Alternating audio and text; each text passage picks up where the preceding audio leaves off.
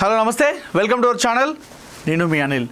చిన్నారి జహనవి కాకినాడ జిల్లా తుని మండలం సిహెచ్ అగ్రహారానికి చెందినటువంటి చిన్నారి జహనవి తప్పిపోయి నేటికి సరిగ్గా 20 రోజులుగా వస్తూ ఉంది.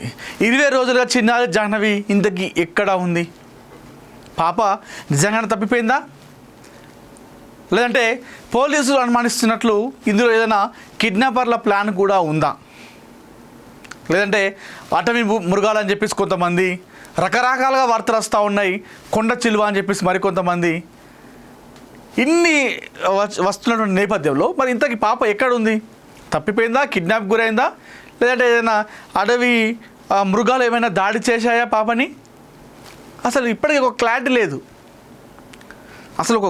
లేదు. అసలు ముందుగా పోలీస్ వారికి ఒక క్లారిటీ లేదు ఈ కేసులో. అంటే మనం వాళ్ళని తప్పు పట్టట్లేదు, ఎందుకంటే పాప ఆచూకీ కోసం వాళ్ళు 20 రోజులుగా నిశలు కష్టపడుతూ ఉన్నారు. పోలీసులు నిద్రాహారాలు మానేసారు. పోలీసులు కావచ్చు, అటవీ శాఖ కావచ్చు, ఎన్డీఆర్ఎఫ్, ఎస్డీఆర్ఎఫ్, హనుమాన్ టీం అని చెప్పేసి, అగ్నిమాపక శాఖ, ఇట్లా ఎంతో టీమ్స్ పనిచేస్తూ ఉన్నాయి. పాపం మనం వాళ్ళని తప్పు పట్టడానికి కూడా లేదు. వాళ్ళు చాలా అంటే చాలా కష్టపడుతున్నారు ఈ విషయంలో, ఈ కేసు విషయంలో, చిన్నారి జహనవి జాడ కోసం.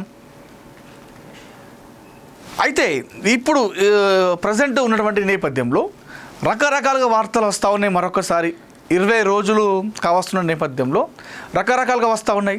అయితే కుక్క ఏదైతే పెంపుడు కుక్క ఉందో, అనూహ్యంగా పెంపుడు కుక్క కూడా పాపతో పాటు వెళ్ళిపోయింది.